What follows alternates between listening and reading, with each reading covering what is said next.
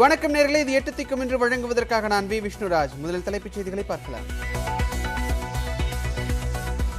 நெல்லை, தேனி, மயிலாடுதுறை மாவட்டங்களில் பரவலாக மழை. தமிழகத்தின் 22 மாவட்டங்களில் இன்றும் மழை நீடிக்கும் என்று வானிலை ஆய்வு மையம் தகவல்.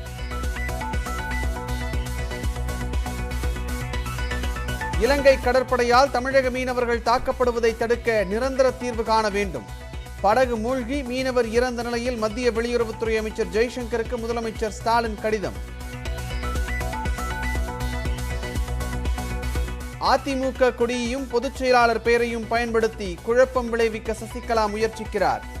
அதிமுக வழக்கறிஞர் பிரிவு சார்பில் காவல் நிலையத்தில் புகார் மனு.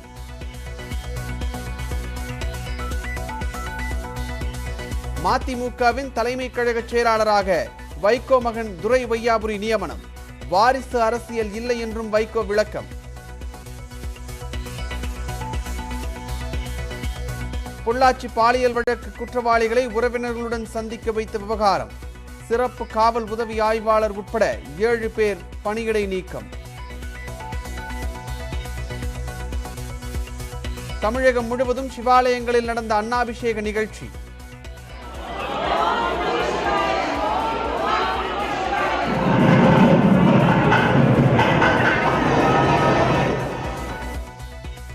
ஏராளமான பக்தர்கள் நீண்ட வரிசையில் காத்திருந்த சுவாமி தரிசனம்.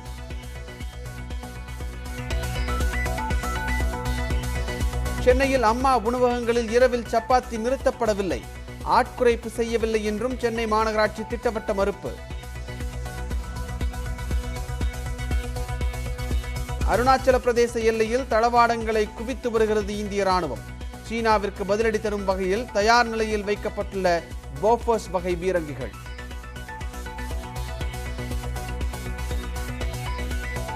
ரஷ்யாவில் அதிவேகத்தில் பரவி வரும் கொரோனாவை கட்டுப்படுத்த சம்பளத்துடன் 1 வாரம் விடுப்பு கொடுக்க நிறுவனங்களுக்கு உத்தரவு. வளிமண்டல மேலடுக்கு சுழற்சி காரணமாக தமிழகத்தின் பல மாவட்டங்களில் நேற்று பரவலாக மழை பெய்தது. முக்கிய அணைகளின் நீர்மட்டம் உயர்ந்து வருவதால் உழவர் பெருமக்கள் மகிழ்ச்சி அடைந்திருக்கின்றனர். கொடைக்கானல் மற்றும் சுற்றுவட்டாரங்களில் 3 மணி நேரத்திற்கும் மேலாக கனமழை கொட்டி தீர்த்தது. கொடைக்கானல் பேருந்து நிலையம், அண்ணா சாலை, மூஞ்சிக்கல், ஏரிச்சாலை, பெருமாள் மலை உள்ளிட்ட பல்வேறு பகுதிகளில் கனமழை பெய்தது. மலைப்பாதையில் பலத்த மழை பெய்ததால் வாகன ஓட்டிகள் சிரமத்திற்கு ஆளாகினர்.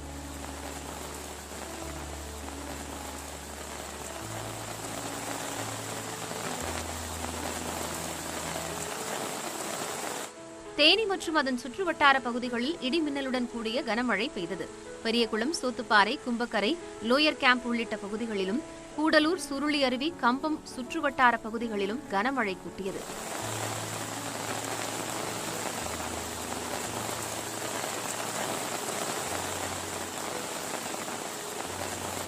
நெல்லை மாநகர் பகுதிகளான நெல்லை சந்திப்பு, டவுன், பேட்டை, கொக்கிரகுளம், தச்சநல்லூர் உள்ளிட்ட பகுதிகளில் மிதமான மழை பெய்தது. சுமார் 1 மணி நேரத்திற்கு மேலாக பெய்த மழையால் வெயிலின் தாக்கம் குறைந்து குளிர்ச்சியான சூழல் நிலவியது. மயிலாடுதுறை மாவட்டத்தில் குத்தாலம், கோமல், மங்கைநல்லூர், செம்பனார்கோவில் சுற்றுவட்டார பகுதிகளில் பரவலாக மழை பெய்தது. கடந்த வாரம் பெய்த மழையினால் சம்பா பயிர்களில் தேங்கிய மழைநீர் இன்னும் வடியாத நிலையில் மீண்டும் மழை பெய்ததால் விவசாயிகள் கலக்கமடைந்துள்ளனர்.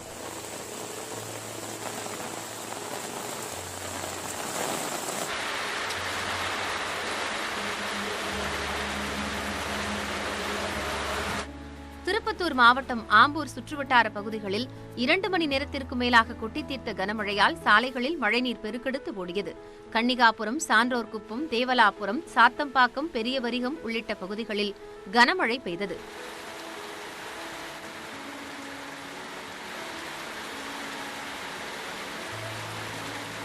தருமபுரி மாவட்டம் அரூர், பாப்பிரெட்டிப்பட்டி மற்றும் அதன் சுற்றுவட்டார பகுதிகளில் கனமழை பெய்தது.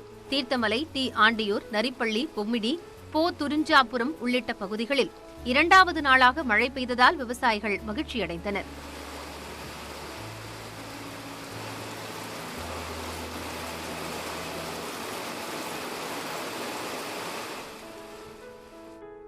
கோவை மாவட்டம் வால்பாறையிலிருந்து சேக்கல்முடி பகுதிக்கு இயக்கப்பட்ட அரசு பேருந்தில் மழைநீர் ஒழுகியதால் பயணிகள் குடைகளை பிடித்தபடி பயணம் செய்தனர். பேருந்தின் மேற்கூரை சேதமடைந்துள்ளதால் பல்வேறு இடங்களில் மழைநீர் ஒழுகுவதாகவும் இதனை சீரமைக்க உடனடியாக நடவடிக்கை எடுக்க வேண்டும் என்றும் பொதுமக்கள் கோரிக்கை விடுத்துள்ளனர்.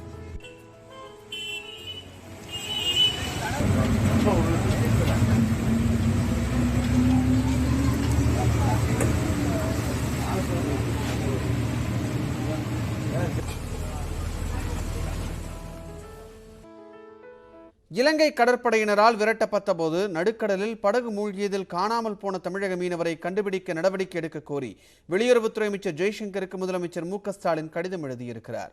கடந்த 18ஆம் தேதி தமிழ்நாட்டை சேர்ந்த மீனவர்களின் படகை இலங்கை கடற்படையினர் துரத்திய போது மீனவர்களின் படகு மூழ்கியதாக முதலமைச்சர் மு.க.ஸ்டாலின் குறிப்பிட்டிருக்கிறார். அதிலிருந்த 3 மீனவர்களில் 2 மீனவர்கள் காப்பாற்றப்பட்ட நிலையில் மாயமான ஒரு மீனவரை தேடி கண்டுபிடிக்க உடனடியாக நடவடிக்கை எடுக்க வேண்டும் என்று கடிதத்தில் குறிப்பிட்டிருக்கிறார். மீட்கப்பட்ட 2 மீனவர்களுக்கும் மறுவாழ்வு அளிக்க வேண்டும் என்றும் கேட்டுக்கொண்டிருக்கிறார். இதேபோன்ற துயர சம்பவம் நீண்ட காலமாக தொடர்ந்து நிகழ்ந்து வரும் நிலையில் இந்த பிரச்சினைக்கு நிரந்தர தீர்வு காண நடவடிக்கை எடுக்க வேண்டும் என்றும் வெளியுறவுத்துறை அமைச்சர் முதலமைச்சரை மு.க.ஸ்டாலின் கேட்டுக்கொண்டிருக்கிறார்.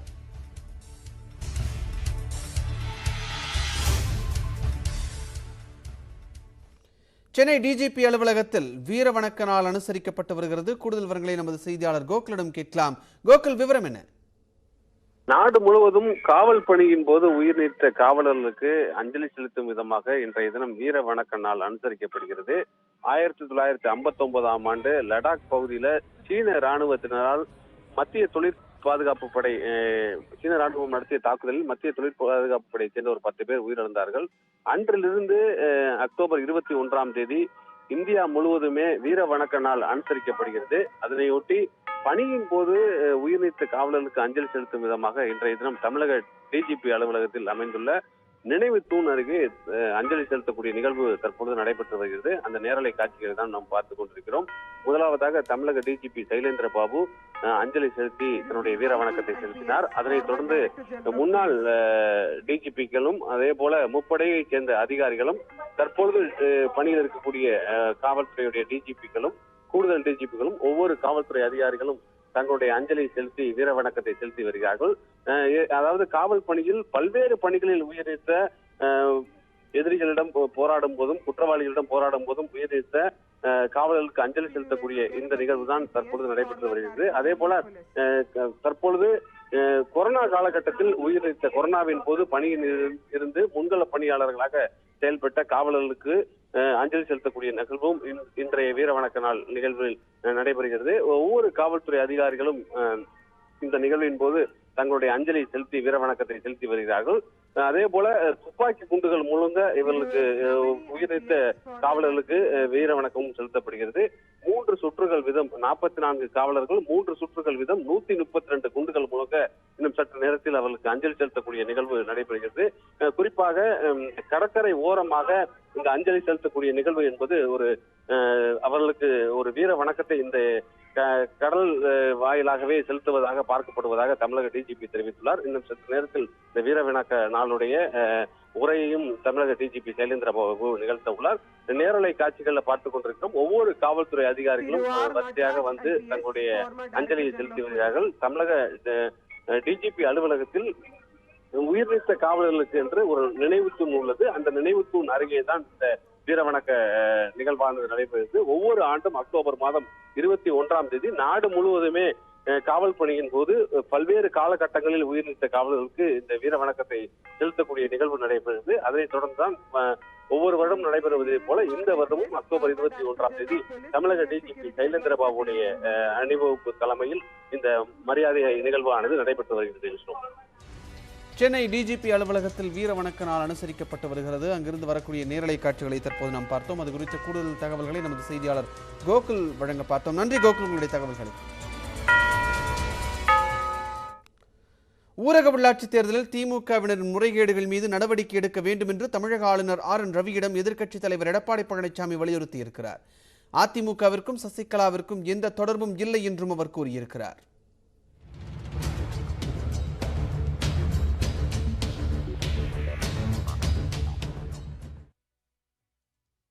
சென்னை கிண்டியில் உள்ள ஆளுநர் மாளிகையில் ஆளுநர் RN ரவியை எடப்பாடி பழனிசாமி சந்தித்து பேசினார். அப்போது 9 மாவட்ட ஊரக உள்ளாட்சித் தேர்தலில் முறைகேடு குறித்து விசாரணை நடத்த வேண்டும் என மனு அளித்தார். அதன்பின் செய்தியாளர்களிடம் பேசிய எடப்பாடி பழனிசாமி உள்ளாட்சித் தேர்தலில் அதிமுகவை சேர்ந்தவர்களில் குறைந்த வாக்கு வித்தியாசத்தில் வெற்றி பெற்றவர்களை தோல்வி அடைந்தவர்களாக அறிவித்திருப்பதாக குறை கூறினார். தேர்தல் ஆணையம் அரசின் கைப்பாவையாக செயல்பட்டுள்ளதாகவும் மாவட்ட ஆட்சியர்களும் முறையாக தேர்தல் பணியை கவனிக்கவில்லை என்றும் சாடினார். இந்த தேர்தல் இந்திய நாட்டின் முன் உதாரணமாக இருக்கும் தேர்தலாக நடைபெற வேண்டுமென உயர்நீதிமன்றம் உத்தரவிட்ட போதிலும் ஆளுங்கட்சி வேட்பாளர்கள் வெற்றி பெற உத்திகளை கையாண்டு வென்றுள்ளதாகவும் குற்றம் சாட்டினார். தேர்தலில் என்னென்ன முறைகேடு நடந்தது என ஆளுநரிடம் மனு அளித்துள்ளதாகவும் அதன் மீது நடவடிக்கை எடுக்க வேண்டும் என்று வலியுறுத்தி இருப்பதாகவும் எடப்பாடி பழனிசாமி தெரிவித்தார். கமிஷன், கலெக்ஷன், கரப்ஷன் சரியா செய்யறாங்க. இந்த 5 மாத காலத்தில் கொள்ளையடிக்கிற பணத்தை வைத்து தான் இந்த தேர்தலில் ஒவ்வொரு பகுதியிலும் 9 மாவட்ட ஊரக உள்ளாட்சி தேர்தல் மட்டுமல்ல, பல்வேறு மாவட்டங்களில் இடைத்தேர்தல் நடந்தது. உள்ளாட்சி அதில் ஒரு வாக்குக்கு 1000 ரூபாய் எங்களுடைய மாவட்டத்திலே நடந்தது. ஒரு டிஸ்ட்ரிக்ட் கவுன்சிலில் ஒரு புடவை, ஒரு வேஷ்டி, ஒரு எவர்சில் பிளேட் இப்படி கொடுத்து தான் ஜெயிச்சாங்களே ஒழிய இவருடைய திட்டத்தை சொல்லி இவர்கள் ஜெயிக்கவில்லை. பொதுச் செயலாளர் என்ற பெயரில் அதிமுக தொண்டர்களுக்கு சசிகலா கடிதம் எழுதியது குறித்த செய்தியாளர்களின் கேள்விக்கு அவர் மீது சட்ட ரீதியாக நடவடிக்கை எடுக்கப்படும் என எடப்பாடி பழனிசாமி பதிலளித்தார். ஏற்கனவே நீதிமன்றம் கொடுத்தாச்சு, எலெக்ஷன் கமிஷன் கொடுத்தாச்சு, தேர்தல் முடிஞ்சாச்சு. நாங்க தான் அதை சொல்லிட்டு இருக்கிறாங்க. பொழுது போகலீங்க, நாங்க என்ன செய்யறது? சட்டப்பூர்வமா நடவடிக்கை எடுக்கப்படும். ஏற்கனவே இது குறித்து காவல் நிலையத்தில் புகார் செய்யும், காவல்துறை அதிகாரிகள் புகார் செய்யப்பட்டது. அது அவர்களுக்கு அனைத்து இந்திய அண்ணா திராவிட முன்னேற்ற கழகத்திலும் திருமதி சசிகலாவுக்கு எந்த தொடர்பும் கிடையாது. சட்டம் ஒழுங்கு பிரச்சினை குறித்து ஆளுநரின் கவனத்திற்கு கொண்டு சென்றுள்ளதாகவும் காவல்துறையினருக்கே பாதுகாப்பு இல்லாத சூழல் நிலவுவதாகவும் எடப்பாடி பழனிசாமி தெரிவித்தார். ஆளுநரிடம் ஆளுங்கட்சியினர் மீது புகார் அளிக்க சென்ற எடப்பாடி பழனிசாமியுடன் அதிமுக துணை ஒருங்கிணைப்பாளர் KP முனுசாமி மற்றும் வைத்திலிங்கம், தங்கமணி, SP வேலுமணி, CB சண்முகம், ஜெயக்குமார் உள்ளிட்டோர் உடன் இருந்தனர். ஆனால் அதிமுக ஒருங்கிணைப்பாளர் O பன்னீர்செல்வம் செல்லாதது அக்கட்சி தொண்டர்களிடையே ஏமாற்றத்தை ஏற்படுத்தியுள்ளது. அவர்கள் இந்த மாதிரியான நிகழ்வுகளுக்கு ஒன்றாகவே இருந்து சந்தித்து அந்த மனுக்களை கொடுப்பதோ அந்த காரியத்தை செய்தால் என்றால் இவர்களுக்குள்ளே இருக்குள்ள பிரச்சனை ஒன்றும் இல்லை என்கின்ற ஒரு கருத்து நிலவ தொடங்கும். அது அக்கட்சிக்கு நல்லதாக இருக்கும். அதிமுக முன்னாள் அமைச்சர்களுக்கு சொந்தமான இடங்களில் தொடர்ச்சியாக லஞ்ச ஒழிப்புத்துறை சோதனை நடந்து வரும் நிலையில் ஆளுநருடனான எடப்பாடி பழனிசாமியின் சந்திப்பு நிகழ்ந்துள்ளது. அதிமுக கொடியையும் பொதுச் செயலாளர் பெயரையும் பயன்படுத்தி சசிகலா குழப்பம் ஏற்படுத்த முயற்சிப்பதாக முன்னாள் அமைச்சர் ஜெயக்குமார் குற்றம் சாட்டியிருக்கிறார். அதிமுக வழக்கறிஞர் பிரிவு சார்பில் சசிகலா மீது சென்னை மாம்பலம் காவல் நிலையத்தில் புகார் அளிக்கப்பட்டது. தொடர்ந்து செய்தியாளர்களிடம் பேசிய முன்னாள் அமைச்சர் ஜெயக்குமார் கட்சியில் வீண் குழப்பத்தை ஏற்படுத்தவே சசிகலா இதுபோன்ற செயல்களில் ஈடுபடுவதாக கூறினார். திருமதி சசிகலா அனைத்து இந்திய அண்ணா திராவிட முன்னேற்ற கழக கொடியை காரில் போட்டு வருவதும், அனைத்து இந்திய அண்ணா திராவிட முன்னேற்ற கழகத்தினுடைய கொடியை கொடி கம்பத்தில் ஏற்றுவதும், அனைத்து இந்திய அண்ணா திராவிட முன்னேற்ற கழக பொதுச் செயலாளர் என்று கல்வெட்டிலே போட்டு தலைவர் நினைவில்லத்திலே திறந்து வைப்பதும் இது சட்டத்துக்கு உட்பட்ட விஷயமல்ல. இந்திய தேர்தல் ஆணையத்தினுடைய விதியை மீறிய செயலாகவும், டெல்லி உயர்நீதிமன்ற தீர்ப்புக்கு எதிராகவும், உச்சநீதிமன்ற தீர்ப்புக்கு எதிரான செயல். அம்மா உணவகங்களில் இரவு வேளையில் சப்பாத்தி நிறுத்தப்பட்டதாக எழுந்த புகாரை சென்னை மாநகராட்சி மறுத்திருக்கிறது. சென்னை மாநகராட்சிக்கு உட்பட்ட பகுதியில் 403 அம்மா உணவகங்களில் காலையில் இட்லி பொங்கலும், மதியம் சாம்பார் சாதம், கருவேப்பிலை சாதம், எலுமிச்சை சாதம் மற்றும் தயிர் சாதம் விற்கப்படுகிறது. இரவு வேளையில் சப்பாத்தி தயாரிக்கப்பட்டு மலிவு விலையில் விற்பனை செய்யப்படுகிறது. சப்பாத்திக்கு தேவையான கோதுமை தனியார் ஆலைகளில்தான் மாவாக அரைக்கப்படுகிறது. இந்த நிலையில் கோதுமை அரைக்கும் ஆலைகளில் ஏற்பட்டுள்ள இயந்திர கோளாறு காரணமாக ஒரு சில மண்டலங்களில் உள்ள அம்மா உணவகங்களில் இரவு வேளையில் சப்பாத்திக்கு பதிலாக தக்காளி சாதம் வழங்கப்பட்டதாக மாநகராட்சி தெரிவித்திருக்கிறது. இது இயல்பான ஒன்றுதான் என்று குறிப்பிட்டுள்ள மாநகராட்சி தற்போது இயந்திர கோளாறு சரி செய்யப்பட்டிருப்பதால் அனைத்து அம்மா உணவகங்களிலும் இரவு நேரத்தில் சப்பாத்தி வழங்கப்படுவதாக குறிப்பிடப்பட்டிருக்கிறது. இதேபோன்று அம்மா உணவகங்களில் ஆட்குறைப்பு நடைபெறுவதாக கூறுவதற்கு மாநகராட்சி மறுப்பு தெரிவித்துள்ளது. ஒரு அம்மா உணவகத்திற்கு 12 உறுப்பினர்கள் போதுமானது என்ற நிலையில் 20க்கும் மேற்பட்ட உறுப்பினர்கள் இருப்பதால் அனைத்து உணவகங்களிலும் சமச்சீராக இருக்கும் வகையில் உறுப்பினர்கள் பணியமர்த்தப்பட்டுள்ளதாகவும் மாநகராட்சி விளக்கம் அளித்திருக்கிறது. தொடர்ந்து மேலும் பல செய்திகளை பார்க்க இருக்கிறோம். குறிப்பாக சாலை விரிவாக்க பணிக்காக பனை மரங்களை வெட்டி அழிக்கப்படுவதாக புகார். பார்க்கலாம் ஒரு சிறு இடைவேளைக்கு பிறகு.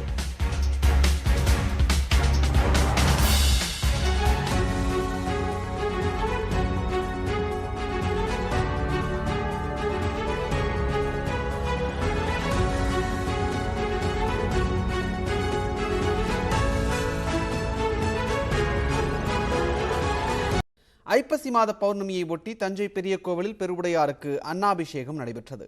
தமிழ்நாட்டின் சிவாலயங்களில் ஐப்பசி பௌர்ணமி என்று அன்னாபிஷேகம் நடைபெறுவது வழக்கம். அதன்படி தஞ்சை பெரிய கோவிலில் பெருவுடையாருக்கு சிறப்பு அபிஷேகமும் ஆராதனையும் வெகு விமர்சையாக நடைபெற்றது. 750 கிலோ அரிசி மற்றும் பலவிதமான காய்கறிகளை கொண்டு வியக்க வைக்கும் வகையில் சிவலிங்கம் அலங்கரிக்கப்பட்டிருந்தது. வெள்ளை நிற அரிசியில் பல வண்ண காய்கறிகளின் கலவையுடன் கண்களை கவரும் வகையில் காட்சியளித்த பெருவுடையாருக்கு மகா தீபாராதனை காண்பிக்கப்பட்டது. பக்தர்கள் நீண்ட வரிசையில் காத்திருந்து சுவாமி தரிசனம் செய்தனர்.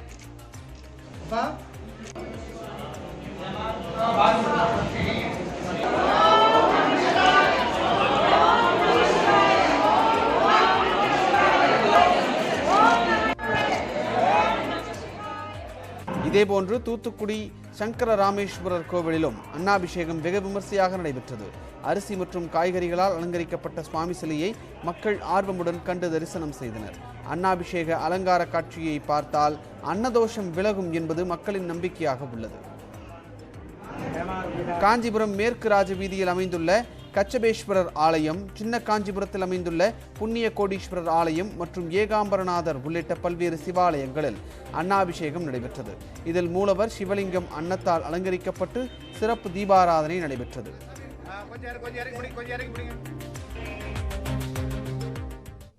மருத்துவ பரிசோதனைக்காக சென்னை அமைந்தகரையில் உள்ள தனியார் மருத்துவமனையில் எதிர்க்கட்சித் தலைவர் எடப்பாடி பழனிசாமி அனுமதிக்கப்பட்டிருக்கிறார். கூடுதல் விவரங்களை நமது செய்தியாளர் வேல்முருகன் கேட்கலாம். வேல்முருகன், தற்போதைய நிலவரம் என்ன? கடந்த ஏப்ரல் மாதம் தமிழக முதலமைச்சராக இருந்தபோது எடப்பாடி பழனிசாமி அவர்களுக்கு குடலிறக்கம் அறுவை சிகிச்சை சென்னை அமைந்தகரையில் இருக்கக்கூடிய தனியார் மருத்துவமனையில் ஏற்பாடு செய்யப்பட்டிருந்தது. இந்த நிலையில் தொடர்ச்சியாக அவருக்கு அது குறித்த மருத்துவ ஆலோசனைகள் வழங்கப்பட்டிருக்கக்கூடிய நிலையில் இன்று மருத்துவ பரிசோதனைக்காக மீண்டும் அனுமதிக்கப்பட்டிருக்கிறார். இன்று காலை 5 மணி அளவில் அனுமதிக்கப்பட்டிருக்கக்கூடிய நிலையில் இன்று மதியத்திற்குள்ளாக அந்த பரிசோதனை முடிவு பெற்ற பிறகு எதிர்க்கட்சி தலைவர் எடப்பாடி பழனிசாமி இல்லம் திரும்புவார் என்று மருத்துவ வட்டாரங்கள் தெரிவிக்கப்பட்டிருக்கிறது. ஏற்கனவே அவருக்கு குடலிறக்கம் அறுவை சிகிச்சை செய்யப்பட்டிருப்பதனால் அதனுடைய தொடர்ச்சியாக தற்போது பரிசோதனைக்காக அனுமதிக்கப்பட்டிருப்பதாக மருத்துவ வட்டாரம் தெரிவிக்கப்பட்டிருக்கிறது. மருத்துவ பரிசோதனைக்காக சென்னை அமைந்தகரையில் உள்ள தனியார் மருத்துவமனையில் எதிர்க்கட்சித் தலைவர் எடப்பாடி பழனிசாமி அவர்கள் அனுமதிக்கப்பட்டிருக்கிறார். இது குறித்த கூடுதல் விவரங்களை நமது செய்தியாளர் வேல்முருகன் வழங்க கேட்டோம். நன்றி வேல்முருகனுடைய தகவல்களுக்கு. விழுப்புரம் நாகப்பட்டினம் சாலை விரிவாக்க பணிகளுக்காக நூற்றுக்கணக்கான பனைமரங்கள் வெட்டி அழிக்கப்படுவதாக சமூக ஆர்வலர்கள் கவலை தெரிவிக்கின்றனர். வேர் முதல் நுனி வரை பயனளிக்கக்கூடிய பனை வளர்ந்து நிற்பதற்கு 10 ஆண்டுகள் தேவைப்படுகிறது. அப்படிப்பட்ட பனைமரங்கள் 400க்கும் மேற்பட்டவை விழுப்புரம் நாகப்பட்டினம் சாலையில் அழிக்கப்பட்டு வருகின்றன. விழுப்புரம் நாகப்பட்டினம் சாலையில் 196 கிலோமீட்டர் தூரத்திற்கு தேசிய நெடுஞ்சாலை அமைக்கப்பட உள்ளது. இதற்காக சாலையில் இருபுறமும் நிலம் கையகப்படுத்தப்பட்டுள்ளது. இந்த நிலத்தில் உள்ள பனைமரங்கள் அனைத்தும் தற்போது வெட்டப்பட்டு வருகின்றன. இதனால் மனிதர்களுக்கு மட்டுமின்றி பல்லுயிர் பெருக்கத்திற்கு பாதிப்பு ஏற்படுத்தும் என்று வன ஆர்வலர்கள் கவலை தெரிவிக்கின்றனர். பனைமரங்களுக்கு பாதிப்பு ஏற்படாத வகையில் சாலை அமைக்கும் பணிகளை மேற்கொள்ள வேண்டும் என்றும் கோரிக்கை எழுந்திருக்கிறது. தொடர்ந்து விரைவுச் செய்திகள் சிலவற்றை பார்க்கலாம். பொள்ளாச்சி பாலியல் வன்கொடுமை வழக்கு குற்றவாளிகளை விதிகளை மீறி உறவினர்களுடன் சந்திக்க வைத்த விவகாரத்தில் சிறப்பு காவல் உதவி ஆய்வாளர் உட்பட 7 காவலர்கள் பணியிடை நீக்கம் செய்யப்பட்டுள்ளனர். பொள்ளாச்சி பாலியல் வன்கொடுமை வழக்கில் சிறையில் இருந்த சபரிராஜன், திருநாவுக்கரசு, மணிவண்ணன் உள்ளிட்ட 5 பேரும் விசாரணைக்காக கோவை நீதிமன்றத்தில் ஆஜர்படுத்தப்பட்டு சேலம் மத்திய சிறைக்கு அழைத்துச் செல்லப்பட்டனர். அப்போது சாலை ஓரம் காத்திருந்த அவர்களின் உறவினர்களை சந்திக்க 5 பேருக்கும் போலீசார் அனுமதி வழங்கினர். இது தொடர்பான வீடியோ வெளியான நிலையில் சேலம் ஆயுதப்படை சிறப்பு உதவி ஆய்வாளர் சுப்பிரமணியம், காவலர்கள் பிரபு, வேல்குமார், நடராஜன் உள்ளிட்ட 7 பேரை பணியிடை நீக்கம் செய்து சேலம் மாநகர காவல் ஆணையர் நஜ்மல் ஹோதா உத்தரவிட்டுள்ளார். மனித உரிமைகள் என்ற பெயரை பயன்படுத்தும் தனியார் நிறுவனங்கள் மீது நடவடிக்கை எடுக்க தமிழக டிஜிபி சைலேந்திரபாபு உத்தரவு பிறப்பித்திருக்கிறார். மனித உரிமைகளை பேணவும் மனித உரிமைகள் மீறப்படும் பட்சத்தில் அது குறித்து விசாரிக்கவும் தேசிய மனித உரிமை ஆணையமும் மாநில மனித உரிமை ஆணையமும் செயல்படுகிறது. ஆனால் மனித உரிமைகள் என்ற வார்த்தை சில தனியார் அமைப்புகள் பயன்படுத்தி முறைகேடாக நிதி திரட்டுவதாகவும் உறுப்பினர்களை சேர்ப்பதாகவும் புகார் எழுந்துள்ளது.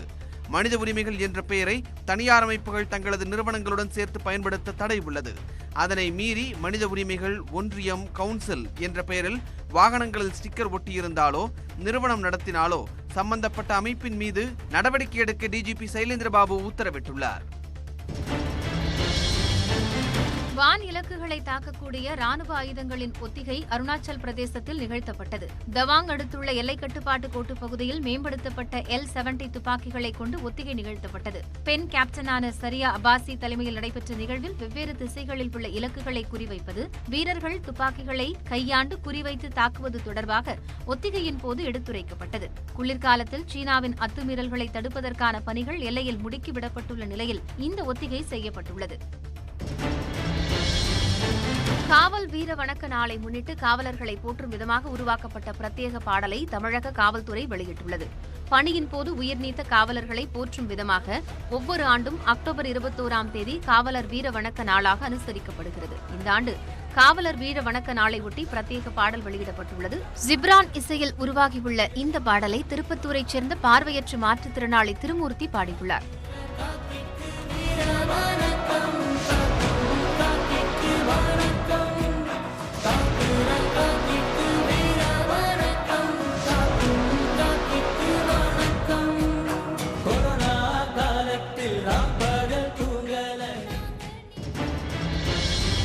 இந்தியாவில் 100 கோடி டோஸ் தடுப்பூசி செலுத்த உள்ளதை கொண்டாடும் விதமாக ஒரு பிரத்யேக பாடலையும் காணொலியையும் சுகாதாரத்துறை அமைச்சர் மன்சுக் மண்டாவியா வெளியிட உள்ளார்.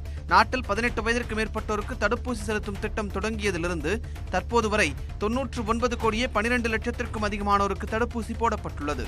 100 கோடி டோஸ் தடுப்பூசி என்ற மைல்கல்லை அடைவதை கொண்டாடும் விதமாக பிரத்யேக பாடலும் வீடியோ இன்று வெளியிடப்பட இருக்கிறது. டெல்லி செங்கோட்டையில் இந்த பாடலை சுகாதாரத்துறை அமைச்சர் மன்சுக் மண்டாவியா வெளியிட உள்ளார் என்று அதிகாரப்பூர்வ தகவல் வெளியாகியுள்ளது.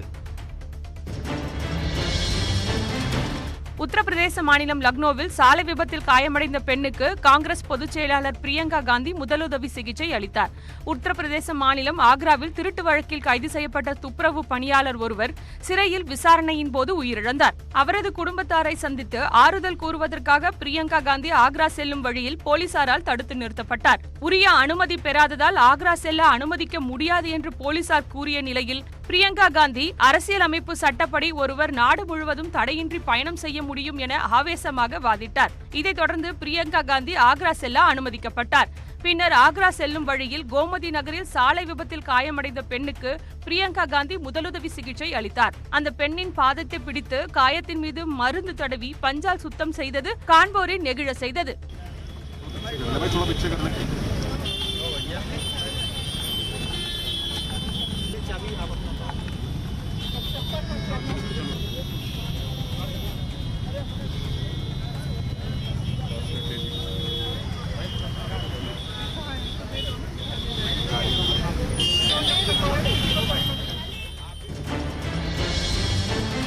படிப்பிற்கான துணை கலந்தாய்வு இன்று தொடங்குகிறது. தமிழகத்தில் உள்ள 440 பொறியியல் கல்லூரிகளில் உள்ள 1,51,870 இடங்கள் கலந்தாய்வு மூலம் நிரப்பப்பட்டு வருகிறது.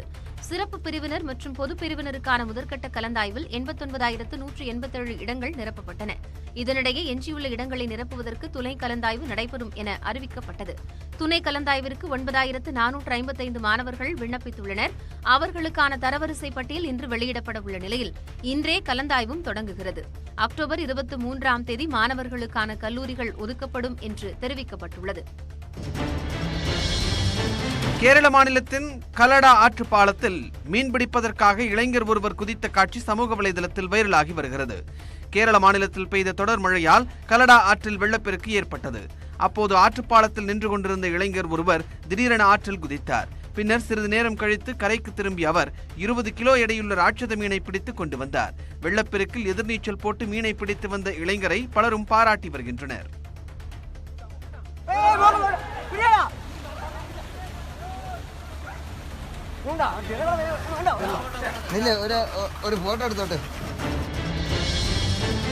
சென்னையில் 1 லிட்டர் டீசலின் விலை 100 ரூபாயை நெருங்கியுள்ளது. சர்வதேச சந்தையில் கச்சா எண்ணெயின் விலை உயர்வை அடுத்து எரிபொருட்களின் விலை தொடர்ந்து ஏறுமுகமாக உள்ளது. அதன்படி 103 ரூபாய் 31 காசுகளுக்கு விற்பனையான 1 லிட்டர் பெட்ரோல் 30 காசுகள் அதிகரித்து 103 ரூபாய் 61 காசுகளுக்கு விற்கப்படுகிறது. 99 ரூபாய் 26 காசாக இருந்த 1 லிட்டர் டீசலின் விலை 33 காசுகள் உயர்ந்து 99 ரூபாய் 59 காசாக உள்ளது. தொடர்ந்து அதிகரித்து வரும் எரிபொருட்களின் விலை வாகன ஓட்டிகள் மற்றும் நடுத்தர மக்களிடையே அதிர்ச்சியை ஏற்படுத்தியுள்ளது. கொரோனா பரவலை கட்டுப்படுத்த ஒரு வாரம் ஊதியத்துடன் கூடிய விடுமுறை அளிக்கப்படுவதாக ரஷ்ய அதிபர் விளாடிமிர் புட்டின் அறிவித்துள்ளார். ரஷ்யாவில் கொரோனா வைரஸ் பாதிப்பு மீண்டும் அதிகரிக்க தொடங்கியுள்ளது. அந்நாட்டில் கொரோனா பாதிப்பிற்கு ஒரே நாளில் புதிய உச்சமாக 1028 பேர் உயிரிழந்துள்ளனர். இதனால் ரஷ்யாவின் கொரோனா பாதிப்பில் உயிரிழந்தோரின் எண்ணிக்கை 2,26,000 அதிகரித்துள்ளது. இந்நிலையில் கொரோனா பரவல் அதிகரிப்பு காரணமாக தலைநகர் மாஸ்கோவில் மீண்டும் கட்டுப்பாடுகள் விதிக்கப்பட்டுள்ளன. கொரோனா தடுப்பூசி செலுத்தாத 60 வயதிற்கு மேற்பட்டோர் வீட்டிலிருந்து பணிபுரிய அறிவுறுத்தப்பட்டுள்ளனர். நாடு முழுவதும் அக்டோபர் 30 நவம்பர் 7 வரை ஊதியத்துடன் கூடிய விடுமுறை அறிவிக்கப்பட்டுள்ளது. T20 உலகக்கோப்பை தொடரை முன்னிட்டு நடைபெற்ற பயிற்சி ஆட்டத்தில் ஆஸ்திரேலிய அணியை 8 விக்கெட் வித்தியாசத்தில் இந்திய அணி வீழ்த்தியது. துபாயில் நடைபெற்ற பயிற்சி ஆட்டத்தில் டாஸ் வென்ற ஆஸ்திரேலிய அணியின் கேப்டன் ஆரோன் ஃபின்ச் பேட்டிங்கை தேர்வு செய்தார். துவக்க ஆட்டக்காரர்களான டேவிட் வார்னர், ஆரோன் ஃபின்ச் ஜோடி சொற்ப ரன்களில் நடையை கட்டியது. ஆஸ்திரேலிய அணி அடுத்தடுத்த விக்கெட்டுகளை இழந்து தடுமாறிய நிலையில் ஸ்டீவன் ஸ்மித், மேக்ஸ்வெல் ஜோடி அணியை சரிவிலிருந்து மீட்டது. 20 ஓவர்கள் முடிவில் ஆஸ்திரேலிய அணி 5 விக்கெட் இழப்பிற்கு 152 ரன்கள் எடுத்திருந்தது. இந்திய அணியின் துவக்க ஆட்டக்காரர்களான ராகுல், ரோஹித் சர்மா ஆரம்பம் முதலே அதிரடியாக ரன் சேர்த்தனர். இறுதியாக சூரியகுமார், ஹர்திக் பாண்டியா ஜோடி சிறப்பான ஆட்டத்தை வெளிப்படுத்தி இந்திய அணியை 8 விக்கெட்டுகள் வித்தியாசத்தில் வெற்றி பெறச் செய்தது. இதேபோன்று T20 உலகக்கோப்பை தொடரின் லீக் ஆட்டத்தில் நெதர்லாந்து அணியை 6 விக்கெட் வித்தியாசத்தில் நமீபியா வீழ்த்தியது. தமிழகத்தில் மேலும் 1170 பேருக்கு கொரோனா தொற்று கண்டறியப்பட்டிருக்கிறது. மருத்துவத்துறை வெளியிட்டிருக்கக்கூடிய அறிக்கையில் மாநிலம் முழுவதும் 1,28,380 பேருக்கு நடத்தப்பட்ட பரிசோதனையில் 1,170 பேருக்கு நோய் தொற்று கண்டறியப்பட்டிருக்கிறது. இதனால் பாதிக்கப்பட்டோர் எண்ணிக்கை 26,90,633 அதிகரித்திருப்பதாக குறிப்பிடப்பட்டிருக்கிறது. கொரோனாவிலிருந்து ஒரே நாளில் 1,418 பேர் மீண்டதால் குணமடைந்தோர் எண்ணிக்கை 26,40,627 உயர்ந்திருக்கிறது. நோய் தொற்றால் மேலும் 16 பேர் இறந்ததால் உயிரிழந்தோர் எண்ணிக்கை 35,928 அதிகரித்திருக்கிறது. தற்போதைய நிலையில் 14,324 பேர் சிகிச்சை பெற்று வருவதாக மருத்துவத்துறை தெரிவித்திருக்கிறது.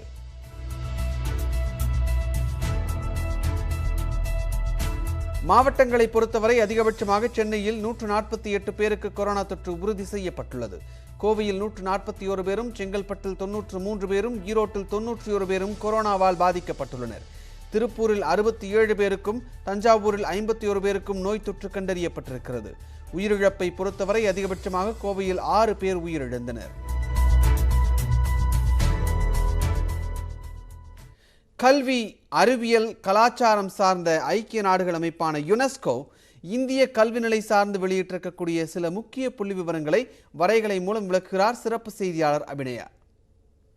அது இணையதள வசதியை பொறுத்த வரைக்கும் தமிழகத்தில் இருக்கிற மொத்தம் 59,000 பள்ளிகளில் 24% பள்ளிகளில் தான் இணையதள வசதி இருக்கு அப்படின்னு கண்டறியப்பட்டிருக்கு. அதே மாதிரி ரொம்ப மோசமா இருக்கக்கூடிய மாநிலங்களா நம்ம பார்த்தோம் அப்படின்னா மேற்கு வங்கத்தில் இருக்கிற நிறைய பள்ளிகள் இருந்தாலும் அதில் வெறும் 7% மட்டும்தான் இணையதள வசதி இருக்கு. அதே மாதிரி ஒடிசா மாநிலத்தை எடுத்துக்கிட்டோம் அப்படின்னா அங்கே வந்து 6% பள்ளிகளில் தான் இணையதள வசதி இருக்கு. இருக்கிறதுலே மோசமாக இருக்கக்கூடிய மாநிலங்களோட பட்டியலில் சத்தீஸ்கர் என்பது முதலிடத்தில் இருக்கிறதா 5% பள்ளிகளில் மட்டும்தான் இணையதள வசதி இருக்கு. ஓரளவு பரவாயில்லையாக இருக்கக்கூடிய அல்லது இருக்கிறதுலே பெஸ்டா இருக்கக்கூடிய மாநிலங்கள் அப்படின்னு நம்ம பார்த்தோம்னா பெரிய மாநிலங்கள்ல கேரளாவில் வந்து 88% பள்ளிகளில் இணையதள வசதி செஞ்சு கொடுத்துருக்காங்க. அதே மாதிரி குஜராத்தை பொறுத்த வரைக்கும் 67% பள்ளிகளில் இணையதள வசதி இருக்கிறத பார்க்க முடியுது. இதற்கு அடுத்ததாக ஓராசிரியர் பள்ளிகள் அப்படின்னு நம்ம பார்த்தோம்னா தமிழகத்தை பொறுத்த வரைக்கும் ஓராசிரியர் பள்ளிகள் பெரிதளவில் இல்லை அப்படின்னு கல்வித்துறை தரப்புலேருந்து சொன்னாலும் இந்த ஆய்வறிக்கையில் சொல்லியிருக்கக்கூடிய தகவலின்படி மொத்தம் 2,631 பள்ளிகள் ஓராசிரியர் பள்ளிகளாக இருக்கு. ஒட்டுமொத்த பள்ளிகளில் 4% இந்த ஓராசிரியர் பள்ளிகளாக இருக்கு அப்படின்னு சொல்லியிருக்கிறாங்க. இதுல இந்த ஒட்டுமொத்தமாக இருக்க இந்த 2,631ல் 87% வந்து கிராமப்புறங்களில் இருக்கிற பள்ளிகளாக இருக்கு. இந்த ஓராசிரியர் பள்ளியை பொறுத்த வரைக்கும் மோசமாக இருக்கக்கூடிய மாநிலங்கள் அப்படின்னு நம்ம பார்த்தோம்னா அருணாச்சல பிரதேசம். இங்க வந்து பள்ளிகளோட எண்ணிக்கை குறைவாக இருக்கிறதுனால 691, ஆனால் சதவீதத்தின் அடிப்படையில் நம்ம பார்த்தோம்னா 18% இருக்கு. அடுத்தாக மத்திய பிரதேசத்தை பார்த்துட்டோம், அங்கே பள்ளிகளோட எண்ணிக்கை ரொம்ப அதிகமாக இருக்கு, ஆனால் அதில் 14%. சதவீதமாக பார்த்தா 14ஆக இருந்தாலும் பள்ளிகளோட எண்ணிக்கையில பார்த்தோம்னா 21,077 பள்ளிகள் ஓராசிரியர் பள்ளிகளாக வச்சிருக்கிறாங்க. அந்த ஓராசிரியர் பள்ளிகளில் 93% கிராமப்புறங்கள்ல தான் இருக்கு.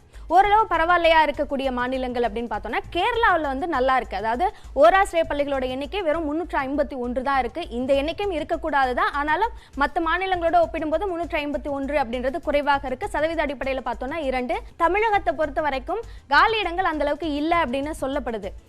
டீச்சர்ஸ் ரெக்ரூட்மெண்ட்லாம் இல்லாமல் இருக்கு. இதுக்கு கேட்கும்போது பெரிய அளவில் காலி இடங்கள் இல்லை அப்படின்னு சொல்றாங்க. ஆனால் அந்த ஆய்வறிக்கையில் பார்த்தோம்னா 16,894 ஆசிரியர் காலி இடங்கள் இருக்கு அப்படின்னு சொல்லியிருக்கிறாங்க. இது ஒட்டுமொத்த காலி இடங்கள்ல 6% இருக்கு. அடுத்த மாநிலம், அதாவது ரொம்ப மோசமாக இருக்கக்கூடிய மாநிலங்கள்ல பீகார்ல வந்து 56% பணியிடங்கள் வந்து காலியாகவே வச்சிருக்கிறாங்க. அது எண்ணிக்கையில பார்க்கும்போதுன்னா 2,22,000 காலி இடங்கள் இருக்கு. அடுத்த மாநிலத்தை நம்ம பார்க்கும்பொழுது உத்தரப்பிரதேசம், அதுல வந்து 33%. ஆனா எண்ணிக்கையில பார்த்தோம்னா 3,24,000 காலியிடங்கள் வச்சிருக்காங்க. அடுத்த மாநிலம் மத்திய பிரதேசம், இங்க 87,630 காலியிடங்கள் இருக்கு. ஒட்டுமொத்தமா 22% இருக்கு. தொடர்ந்து செய்திகளை உடனுக்குடன் தெரிந்து கொள்ள இணைந்திருங்கள். இது நியூஸ் 18 தமிழ்நாடு.